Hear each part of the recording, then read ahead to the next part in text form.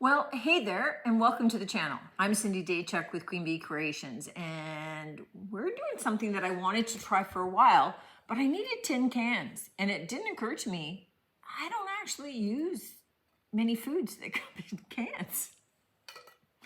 I just don't. It never really occurred to me that this would be a hard thing for me to amass some of the items. But here's what I wanted. I wanted kind of one, or you could go larger if I had a hard enough time getting cans, period, let alone having larger sizes. But I just wanted two that kind of fit into each other. We're making a bit of a wind chime here, so you want some noise. All right, what I did do was I just drilled holes in the one end of each of these so that I can string through them. And then I have an assortment of lids. Like I've got some plastic lids from drink tops. I have the lids that I cut off of these. Now, what I ended up deciding that I would do is I will hang these. So this is, small soup can, and I think this is beans. And I drilled a hole in the top of those two. I have a little string of metal beads so that I have something to hang, and I just needed to get some that look like maybe I might be able to force my cord through there because they're kind of small. I have two canning jar lids. And what else did I do? Oh, so I had this Gatorade lid, and I cut a triangle out of it going down the side so that I ended up with kind of this triangle with a little lip. You'll see what I do with that in a second. And to do that, I had to use a combination of little snips and an X-Acto knife. So just careful doing that. And when I drilled through the lids, I did them on wood so that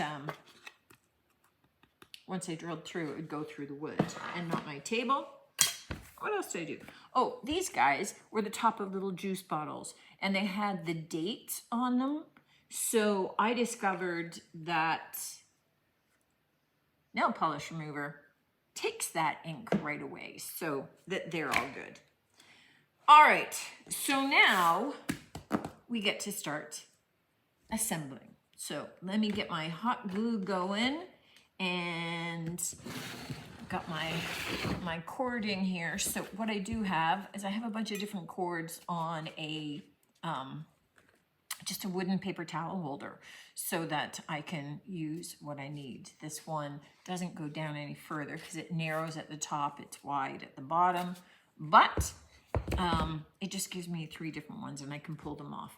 I don't want to, I want to run a bunch of this out, so I'll then finish it off afterward, but I'm getting ahead of myself.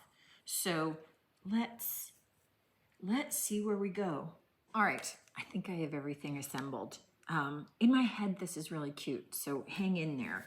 And I would have done this with you sooner, but I didn't have the tin cans, and that seems like such a silly thing. I probably just should have put out a call to my customers, but then I would have been inundated. The only other thing that I did do was I had these plastic lids from the top of like instant coffee things. But you could use the plastic lids off anything. And I just used 2 of them and I cut out little slight wing shapes. So just used regular scissors. Now I have my assembled items. So the first thing that I want to do, and I might need to have some kind of a little metal pokey something to go down. I want to take my cording, and I'm just using a jute cord. And I want to see, well, maybe I can thread this guy. Yes, okay. So what I want to do is pull enough cord through here to do what I need to do, right? I've got tons at the other end, but I just want to make sure that I have enough. So it's probably overkill. I have more than enough, but I am going to tie a knot. I'm going to do multiple knots in the same spot just so I make it big enough that it won't go back through my hole. You could tie off a small bead here. The challenge that I've got is the smaller the bead, typically the smaller the hole. And it's more challenging to get something that would be a stopper. But tying a large enough knot should do it. All right, so the next part is to do the same thing for this one. And I just want to make sure when I tie my knot that I'm tying it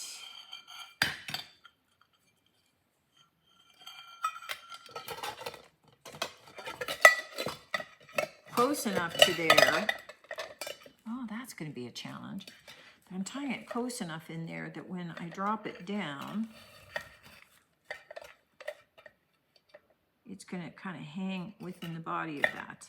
I don't know if one knot's going to be sufficient. Now, see, it just popped right through. It just doesn't want to go back the other way, but it popped right through.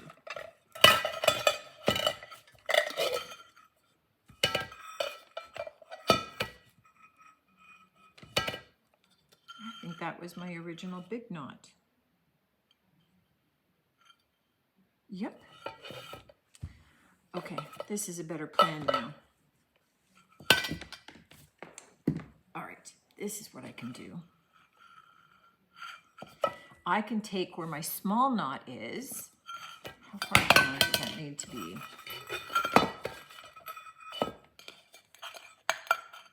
Okay, that's my big knot.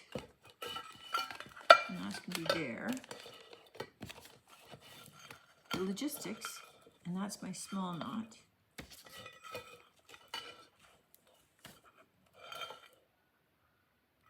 Okay, I need that a little bit lower than where that is. I'm going to put a bead of hot glue. So I'm going to put a bigger knot through, and I'm going to start creating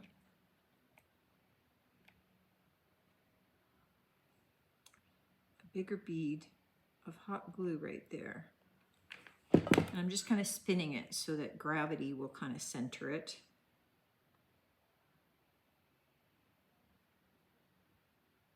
Ah, looks like a bead. You guys see that? All right, so I'm going to let that go up, in. Well, it's still a little bit warm, and it kind of anchors itself in place. Then where I've got these knots, I'm going to do the same thing for my bigger one. And I'm going to add more glue to reinforce it, but I just think this way it gets where I need it to be.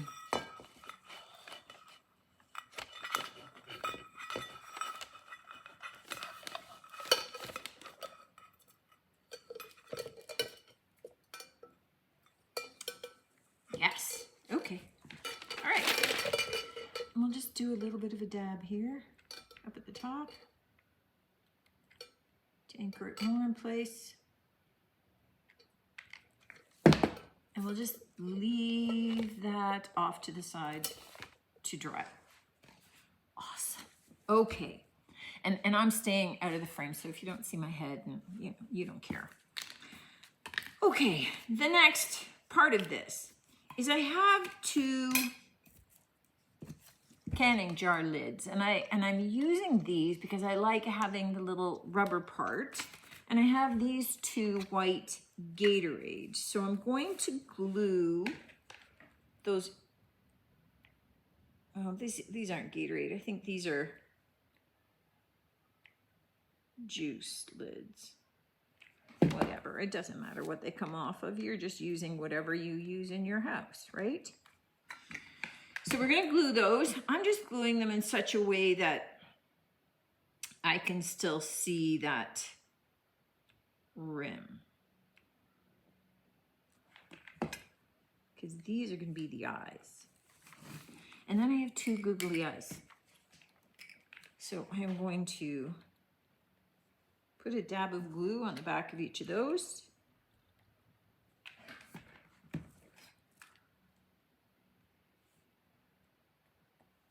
And I'm going to glue my eyes in place.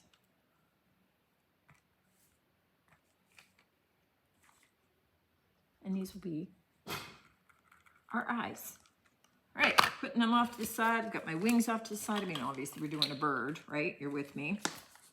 This little orange thing is his beak. I'm gonna cut this strand of little beads. Hopefully I can get some stuff on those. And then this is where I'll hang some dangles. What I want to do is have some of the beads up in the can so that that can rattle inside the middle. Oh, that fits perfect.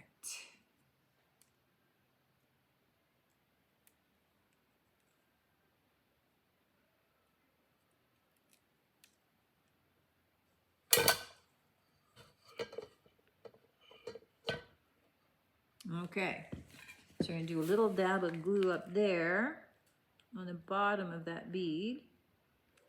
So he's kind of adhered up there.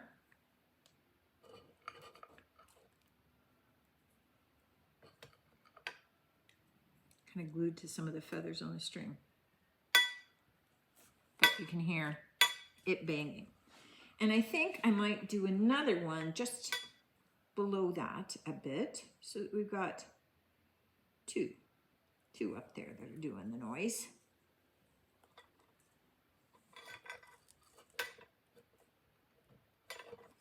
There we go. And that one's even easier to reach and glue in place. Perfect. Okay.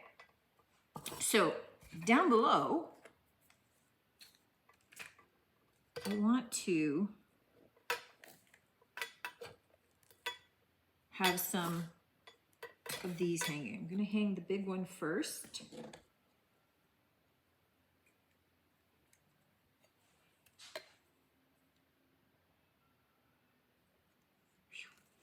Good size hole. Awesome.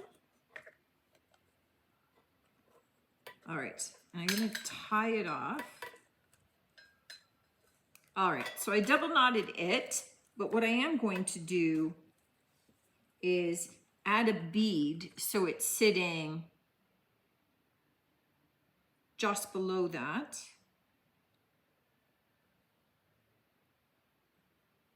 So it too could bang. What I want is I want to do the same thing with these two other lids. So what I am going to do is just tie a little bit of a slip knot. Okay, to do a slip knot. Make a loop, right? Hold on to where it crosses. Stick the U of that through. And this, I'm just gonna lasso that last bead. But I wanna take it around this, take the lasso up above that last bead inside, pull the one strand that lets it slip, and then pull it tight. So now what I have is I have two strands here that I can tie each of these on with a bead in behind, just like I did the big one. And I want them at a height that they're gonna bang against this too. All right, so what we have so far is this. Making wind chimes, so it's good, it's making noise. And I'm just gonna detach it from my big spool here. And all that we need is kind of a loop made here so that it can be hung. But we have to make it look a little cuter than this. And you know I got all those other parts cut out, so. All right, here's my loop. All right, so the fun part here is we are going to take our eyes and we are going to glue them up here. So I want to get a whack of glue on there, just let it harden just a little bit. And I'm going to take it up above the top of that tin can. And I am going to have to hold, oh, it's metal, it gets hot. And I'm going to kind of have to hold it in place there, just so that it'll still jut out. And then once it's done, I'll glue the next one on. I've put the little nose on, and the final touch is just putting the wing on. So you can just simply put a little bit more glue behind the eye and then kind of position the wing, angle it in how you want. Oh, I wasn't going to do wings, but it looks better with wings. All right, let that just settle into place for a second here. And you get all the extra string. This is our little wind chime. Just a little owl wind chime. Mostly made from garbage, right? Just lids and empty tin cans, little bit of beads. You know, I happen to have the metal beads here, but you could just use little washers or little nuts. You could even just attach like screws or something too, or just a mess of the lids to be able to make more noise.